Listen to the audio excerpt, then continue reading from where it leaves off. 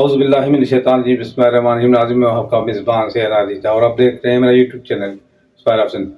ناظرین، گل پلازہ کے واقعے کو آج بھلے ہی 4-5 دن گزر گئے ہو، مگر اس واقعے سے بہت سارے سوالات جنم لیتے ہیں۔ اس سانحے میں صرف یہ نہیں ہوا کہ دکانیں جلی ہے، اس سانحے میں یہ نہیں ہوا صرف اموات ہوئی، اس سانحے نے اس نظام کو جھنجھوڑ کے رکھ دیا ہے اور نظام خود اپنے آپ کو چھپا رہا ہے۔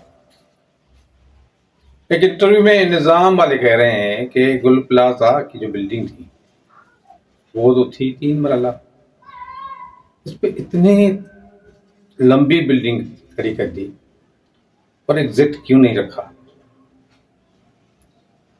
اور دوسری بات یہ کہی جا رہی ہے کہ آگ جلانے کے لیے گل پلازہ میں کوئی ایسے اقدامات نہیں تھے، یعنی کہ ہم عام پاکستانی کسی دکان پہ شاپنگ سینٹر پر محفوظ نہیں ہے۔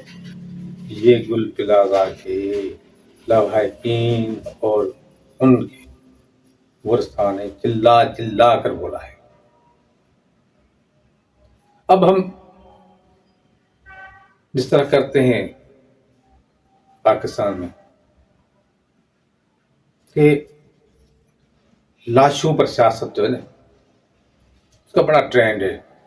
اب آپ دیکھیں گے ایسا ایسا سب نکلیں گے، وہ کہے گا فلاں نے کیا، وہ کہے گا فلاں نے کیا۔ جہاں فیکٹری میں لوگ جلا دیے جائے 400-500، اس کا نتیجہ کچھ نہ نکلے، بیان پہ بیان، بیان پہ بیان۔ گل پلازہ کا جو ہیرو ہے وہ تو اپنی جان گوا کر صرف اس لیے مر گیا، کسی اور کی جان بچانی تھی۔ اب میٹروپولیٹن سٹی میں آگ جلانے میں اتنی دیر اور ملبہ اٹھانے میں اتنی دیر، میں افسوس کرتا ہوں کہ ہم صرف لاشوں پہ سیاست نہیں، ہمارا وہاں پر کاروبار بھی چلے گا۔ ڈمپر آئیں گے، ڈمپر جو ہے کھڑے ہوں گے، ڈمپر میں جو کچرا پڑتا ہے وہ کچرا جو ہے آرام سے پڑے گا، پھر ان دکانوں کی نیلامی ہوگی، ان دکانوں کا قبضہ ہوگا اور اس قبضے میں شامل ہوں گے ہمارے وہ ستون جن کو ہم کہتے ہیں کہ یہ ہمارے قائدین ہیں۔ اللہ کی ذات گواہ ہے کہ ان مظلوموں کو اب جتنا بھی ستا رہے ہیں، جتنا بھی تنگ کر رہے ہیں، اب قطعی طور پر ان مظلوموں کے لیڈر نہیں بن سکتے۔ آپ سمجھتے ہیں کہ طاقت، دولت اور ریاست ہمارے پاس ہے، تو یہ آپ کی بھول ہے۔ یہی بھول اس سے پہلے فرعون نے کی تھی، شداد نے کی تھی۔ جو ان کا حشر ہوا ہے، آپ کا حشر بھی وہی ہوگا۔ اس ملک کو اور ڈوبنے سے بچانے کے لیے ایک عام آدمی کو اپنی پہچان خود بنانی پڑے گی۔ ایک عام آدمی کو قانون پر نگرانی اور قانون کی پامالی کے خلاف خود اٹھ کر کھڑا ہونا پڑے گا۔ اگر یہ نہیں ہوا تو یہ ایک گل پلازہ گل ہوا ہے، اور بھی کتنی پلازہ گل پلازہ واقعی شہر کراچی میں صدر ایک جو بڑا ہی مصروف ترین علاقہ ہے، وہاں پر بلڈنگ بنی ہوئی تھی جہاں پر ضرورت کی ہر چیز ملتی تھی۔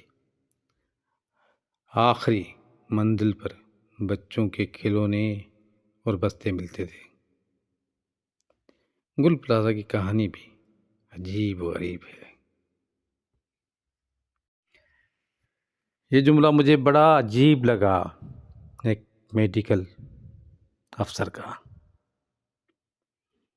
وہ کہتا ہے کہ ہم نے مردہ خانے فعال کر دی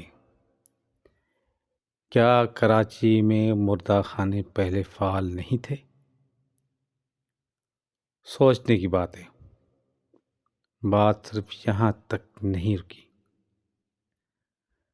نے کہا کہ لاشیں پہچاننے کے لیے جو بھی قریب عزیز رشتہ دار ہیں وہ اپنے ڈی این اے ٹیسٹ کروائیں۔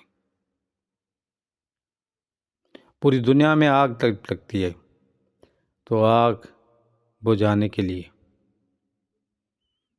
تھوڑی ہی ضرورت ہوتی ہے۔ گیجٹ کی طرح جدید طور کا گولا جب گرتا ہے تو پوری آگ کو بجھا دیتا ہے۔ یہ کون سی آگ تھی؟ اور یہ بلڈنگ اتنی لمبی کھڑی ہوتی ہے اور کیوں نہ ہوتی؟ گل پلازا کے ہر دکان سے مینول پرچی کے نام پر 750 روپے روز لیے جاتے تھے۔ یہ بھتہ خوری